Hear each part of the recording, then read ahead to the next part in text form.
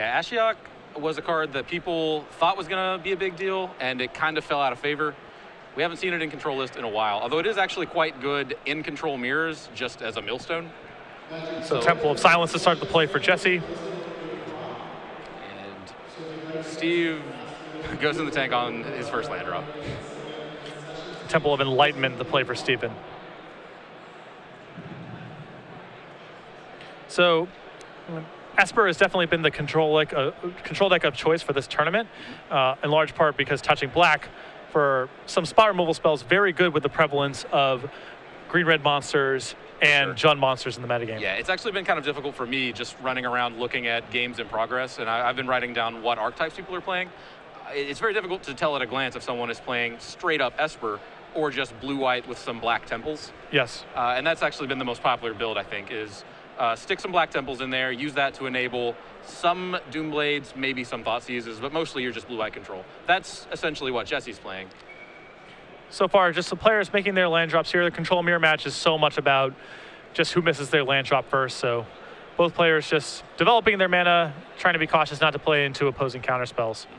And we can see Steve's hand. We know he's got plenty of lands. I don't know if we have gotten a good look at Jesse's. Looks like at least 2 more lands in Jesse's hand as well. Okay. So probably a couple more turn cycles before we really see any whammies being traded here. And a big edge that Jesse has in this matchup that Steven does not in game 1 is a couple main deck copies of Thoughtseize, which is a very valuable tool to have in these control mirrors. Steve does not have any Thoughtseizes? He has 0 copies. 0 Thoughtseize. That will be a problem. Control mirrors like this, it's a very strange dance because... Uh-oh. Whoa, do we have a miss? I think that Jesse may have just drawn a sideboard card. Oh. He just drew a negate, and I don't believe there's a negate in his list. He's looking over now, and... yeah, I mean, I assume this is going to be a game loss. We're going to figure this out shortly. And yeah, that's unfortunately a game loss for Jesse for drawing a sideboard card in game 1. Ouch. Yeah, that's rough. Especially here, this is not quite a win it in for Jesse. He would probably need to win next round in addition to this one to top 8. But we're deep in this tournament. This is not the time to be making a mistake like that. We are, this is on the short side of 10 rounds. It's, 400, low 400s to the 700 range is where 10 rounds lands. And so 580, which was our attendance today, means that there's going to be some X1 and 1s that aren't going to be able to actually make the top 8. So a lot of the line running on this match. If Jesse's tiebreakers are so good, he's clearly live for top 8. But this is a really critical match for both players. Definitely. So moving on to the sideboard here, I have Stevens in front of me. He has 4 copies of Blood Baron of Viscopa, an Elspeth, 2 Notion Thieves, a Fated Retribution, 3 Gainsays, a Dark Betrayal, a Pithing Needle, a Negate, and a Doomblade. I really like the additional counter spells in this matchup. Negate and the 3 copies of Gainsay are very good here.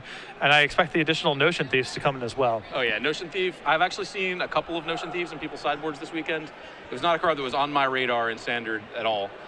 But I wonder if it's on Jesse's radar, really. Like that's the real question. Is he going to be able to get Jesse with it? Yeah. And you also might see Blood Baron of Viscopa come in, as Steven's creatures are 2 Obsidats. Usually, Obsidats fairly easy for Esper control lists to answer, at least relative to Blood Baron. So you might see some swapping there, although Steven also might just go largely creatureless instead, remove all that kind of stuff from the deck, and just have his Elspeth, his Notion Thieves, and his Ashiok's way to win the game. That might work. Control mirrors are odd in that in game 1, both players' decks are full of answers, and they have very, very, very few threats. Post-board, that kind of changes. It's still the case, but both players are going to bring in... they will almost certainly nearly double the total number of threats they have available. So we're going to see those Elspeths and Blood Barons probably, potentially, from Steven. Jesse is going to have Blood Barons of his own. He has 3 Blood Baron of Viscopa. He has 1 Archangel of Thune as kind of the hedge 4th Blood Baron. He has 2 Doomblades. We won't need those. 2 Ultimate Price. Won't need those. Fated Retribution. I doubt he'll need those. 2 Gainsay, 1 Negate, 1 Revoke Existence, 2 Thoughtseize. That last little run, that's going to come in. That's going to shore up his removal suite. Both players are going to have a lot of dead cards going into game 2. They have way more removal. Some of it is very specific removal for creatures that neither of them have. Yeah, it's this curious feature of the Esper and blue-white mirror matches that in a lot of the games, all it is about resolving Sphinx's Revelation. Once you have stabilized the board and your Revelations for 3 or 4, that's going to be the point there where you're able to take over the game and really leverage your additional resources. Because both players have so many dead cards in their deck, or inefficient cards, or removal spells, the revelations aren't necessarily the thing that matters, especially game one, because there's so many dead cards. When the decks are a little bit more streamlined, you get to remove some of your Doom Blades and add negates and so forth. Then the revelations become more significant because the cards you're drawing are actually obsessants. But still, even because players have so many cards in their hand and a lot of the cards aren't terribly efficient, Revelations isn't necessarily the way the game's fought every single time. Sure. Yeah, in post-board games, the game is usually actually going to be fought about win conditions. You're going to see most of your deck, and you're going to try to trade all of your removal spells that are relevant for all of your opponent's win conditions, and the last player with a win condition standing is going to be a huge favorite. Resolving a Revelation, still very good, and we're going to see a little more fighting over that actually in game two usually. Like you said, in game one, Revelation can draw you a hand of Doom Blades. Those don't do anything. Supreme Verdicts and Detention Spheres, and just not very good stuff. Sure. Game two, they are actually going to get you more gas, more real gas. On the flip side, they're actually harder to resolve. Both players are going to have access to negate, gainsay, things like that. Yeah, additional, Thoughtseizes and Duresses to fight over that stuff as well. So it's really interesting. It feels like in the Esper Mirror match, there's also a lot of room for guessing exactly how your opponent's going to be sideboarding. Definitely. Are they going to a card like, if you remove, Supreme Verdict from your deck altogether, are they going to go to a card like Soldier of the Pantheon or Ramaz, to try to have some sort of aggressive tempo sideboard strategy? Are they just going full bore with additional counter spells and additional discard? A lot of people approach the matchup in very different ways, which is another cool feature. Definitely. Nearly everyone has kind of a shell game bait and switch that they go to, and it usually is in the form of a creature, but there is a lot of peril in figuring out which creature and preparing for it. For example, you mentioned Brimaz. A lot of people playing straight blue-white control would bring in Brimaz and Archangel of Thune. Jesse looks like straight blue-white. He has the Black Temples. That enables him to play Blood Baron. So if Steve, for example, were to leave in his Doom Blades, expecting to be able to get Archangels and Brimazes, he could totally get blindsided by Blood Baron. Yeah, there's a lot of room for guessing games. That's definitely true. And I actually really like the small creature package a lot more when people are boarding into these counter spells. Definitely. When the fights are gainsay, dissolve, and negates, then having cheap creatures is actually pretty powerful. Even Blood Baron circumvents a lot of this as well. We've seen negate gainsay be the pretty popular setup in post-board. Blood Baron actually resolves a healthy amount of the time, and sometimes the Esper deck has no real answer to it. Right, yeah, Blood Baron, when it resolves, demands an answer very quickly. So Jesse's going to start off after his unfortunate game loss there for drawing a sideboard card in game one. Starts off the play with Temple of Enlightenment. One sort of blessing in disguise of picking up that game loss early is it does let Jesse and Steve play two full-blown post-board games, which is not a luxury that players in a control mirror always have. Yeah. When we had Jesse on camera earlier, in fact, the match ended in a draw, so at least the match may be coming to a natural conclusion. Very good for both of these players who need to win both rounds to make the elimination rounds. Jesse has scried to the bottom twice, and that's one thing I love to see. He's playing the full 12 temples. That's kind of been the standard. That was what Huey was playing.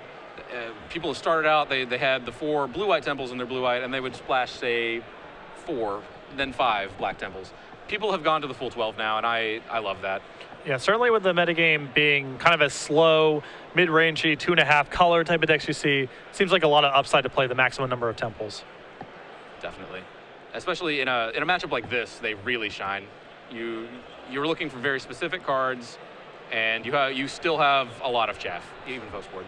So, Steven here, the first player to stumble, missing his 3rd land drop here, and simply playing an Elixir of Mortality. Jesse makes his 4th land drop. Yeah, that missed land drop, pretty rough. Normally when a player misses their 3rd land, there is kind of that silver lining that their hand must be full of action. That's still the case here, and Jesse may not be able to actually close the door on him. He does have a Revelation in hand, so that's going to potentially cause trouble. Yeah, at this point it's going to be a lot about, can Steven draw lands in time? Otherwise, he's going to have to force the action sooner or later, or Jesse's going to be able to out-resource him and start resolving stuff with counterspell backup. Steven does have Elixir of Immortality in place, so that card is kind of the final trump in a control mirror. Unfortunately, it's not really something you want in the early turns. You really just want to have it when you finally get around to it. Okay. So Steven makes his 4th land drop, an island, and Jesse with his 7th land, a 2nd copy of Mutavault. Steven draws a 5th land here, leaves on top, so starting to draw out of this a little bit. Okay, and Jesse still has that revelation, decides not to pull the trigger. So he's going to have his 8th land. That's going to let him revelation for 5 on Steven's end step. He does have lands to continue. How long do you think you hold this revelation? Like, do you wait until you don't have another land drop, or do you start firing off? It depends if you're actually trying to punch something through, but with Steven, missing land drops, I would be more inclined to try to sit on my heels and wait it out, but Jesse's going to pick a spot here to try to resolve a large revelation. And that is met by Notion Thief. Jesse did not see that coming. Oh no. Got to confirm, yes, this is terrible for me. Hoodle Alley. Oh boy. So that's going to be 5 fresh ones for Steven. Okay, Steven, I think Steven might be back in this. Yeah. Now he is going to have to discard a lot of this, but that's still a really powerful response by Steven. Yeah, I don't think he minds. Wow. Yeah, Jesse gains 5 there, so that he's got that going for him, which is nice. And this is also still a window for Jesse to resolve something big. True. Steven is tapped down. There could be a big response here still by Jesse, but this was clearly very impressive timing for Notion Thief. Oh, for sure. Yeah, it's interesting. In post-board games in particular, the Revelation, which is quote-unquote the most powerful card in your deck, is often used as a test spell. And we don't know for sure if that was Jesse's intention here. So you see Steven discard multiple cards, including his 2 copies of Ashiok. So that plan he no longer has access to, unless he shuffles his deck with Elixir and tries to... Sure, which he does have in play. Yeah. So he will have access to that card if he really wants it. Okay, and as we said, it looks like Jesse was hoping to tap Steven down with that Revelation so that he could resolve Elspeth. So Elspeth in play for Jesse and plussed. And now we'll see what Steven's response is now with a ton of action. Oh yeah. I would be very surprised if Steven cannot find an answer to that Elspeth. One thing that really amuses me is that Steven discarded his own Revelation. Says, I don't need mine, I'll just use yours. Probably implies he at least has one other Revelation in his hand. Most likely. I saw a Detention Sphere, so that Elspeth is not going to be a game breaker. Considers his options. Steven deciding how he wants to sequence here. Remember, Jesse played that Howl Fountain turn 3 untapped. So Steven is probably assuming that there is a Dissolve or some other counterspell in hand. You see him go for the Detention Sphere here. That is met by Dissolve from Jesse. There we go. We have another. He has the Gainsay for the Dissolve. That'll work. And Steven gainsays back and Detention Sphere resolves, takes care of Elspeth. He said that Jesse could put Steven on a counter because he played the 3rd land untapped. The 2 damage there, it's pretty much free in this matchup. Sure. I think if I'm playing this matchup, I play the 3rd land untapped every time. I kind of wonder if Jesse is on that same philosophy. So not sure what Steven is trying to consider there. Maybe some discrepancy over making sure that was the first land drop of the turn, perhaps. So I don't have much experience with Elixir of Immortality. Is that a card that you pull the trigger the first time you have 2 mana open? Or do we hold that until our graveyard is a little juicier, you think? I think at this pace of game, there's no real big rush to fire it off. And the mana is unlikely to matter in the short term. He'll find some other spot down the line. That's so fair. Another Temple. The graveyard is pretty stocked right now, so he may pull the trigger. He would get both of his Ashioks back, and I'm not sure if I feel like that is a card you actually want to get going. We ended the first game quickly, but there are still 3 players in every control mirror. You've got player 1, player 2 in the clock, and I think both players know that. I am always paranoid about how much time I'm using when I'm playing a control mirror. So Jesse here is going to turn on his Mutavaults and attack Steven. On the offensive. Leaves all 3 of his soldiers back. So we're not actually just trying to force through damage to close the game out. We're just kind of attacking for value. Says, I would love to trade for this Notion Thief, and I would love to trade for your Mutavault. Trying to get a good look at Steve's hand. We think that he has access to another Sphinx's Revelation because he discarded that first one. It's usually a pretty safe guess. Yeah. Also has Jason hand. Passes without playing it. So he's almost certainly planning to get a Revelation off of his own. Blood Baron, the draw for Jesse. Blood Baron, that is a pretty big threat. And we did see Steve discard a Supreme Verdict, and that's a card that he probably did not keep in all of his copies of to begin with. Jesse is also armed with Negate and Dissolve in hand, so this might be a reasonable spot for him to try to pick a fight over this. How much mana does he have access to? He can cast Blood Baron and leave up both counterspells? Yeah, this is definitely a good spot. So we know Steven has nearly a full grip. He would like to spend all his mana on Revelation. If he has a counter, he's probably going to use it here. Looks like Blood Baron has resolved. Oh, okay. And now Steven goes for Revelations at the end of the turn for 5. Goes digging. Okay. How big was Jesse's Revelation? Also for 5, right? Yes. And this looks like we'll get hit by Negate from Jesse. Okay. I'm very curious to see what sort of answers Steven has access to right now. I think I saw another Verdict, so the Blood Baron maybe not so big a problem, although he will lose that Notion Thief. The Notion Thief has kind of done its job. Yeah, I would say. Yeah. Jace, Architect of Thought, the play from Steven. Okay. It looks like that resolves. He has these Mutavaults, which it's not optimal to use them this way, but he can downtick and actually still protect his Jace from the Blood Baron with non-white, non-black blockers, if he so chooses. So Steven goes ahead and minuses, flips over Blood Baron, Godless Shrine, and Dissolve. Okay. So two really juicy ones in there. We'll see. Definitely. Has he played the land this turn? I do not believe so. Okay, that kind of creates an interesting sub-game for Jesse. If he has not played a land, you have to guess if he has one in hand and if he actually values that Godless Shrine. Jesse packages them together, says take the land, just take the Blood Baron and the land to cast it, I don't care. Jesse has a counter, we know that, Steven doesn't. Steven just decides to take Dissolve instead. Sure. Plays Watery Grave untapped. Okay, did he have a Blood Baron already? Or just passes back. Just passes. That's interesting. So we know he has the Dissolve now. He wants that 2 mana for something else. I suppose he could leave up Dissolve and then use Mutavault to chump and protect his Jace for another activation here. So Thoughtseize off the top for Jesse here. And this is going to prompt some sort of response from Steven, almost certainly, and it's Dissolve. Yeah. Thoughtseize, very powerful in a control mirror because it's so cheap and because it's so flexible. So Jesse dissolves back here, looks at 2 lands and Notion Thief. Okay. So Steven out of gas. He does have that Jace, so he's going to get a look at some more cards. I would guess that he's going to crack that Elixir this turn if Jesse gives him an option to. But Jesse may force the use of that 2 mana by attacking the Blood Baron as well. So Steven actually preemptively revealed his hand here before Jesse's resolved the Scry to the Dissolve. So now Jesse has a little more information to work with here before determining whether he wants to leave the card on top or not. Huh. So that will take the Notion Thief out of Steven's hand, leaving it with just 2 lands. Yeah. And imagine we're going to see an attack here shortly as well to finish off this Jace. I would guess so. It's easy to get kind of in a rush when you're playing against the clock in a control mirror always. That's a very easy mistake to make. It's like, okay, this resolves, here's my thing. Yep. Giving away a small edge like that.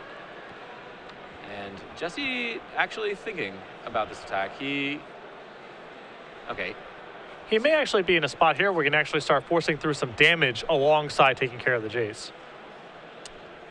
So we have the 1 Mutavault that can block the Blood Baron. Assuming that happens, yeah, he could actually kill the Jace with tokens and Mutavaults as well.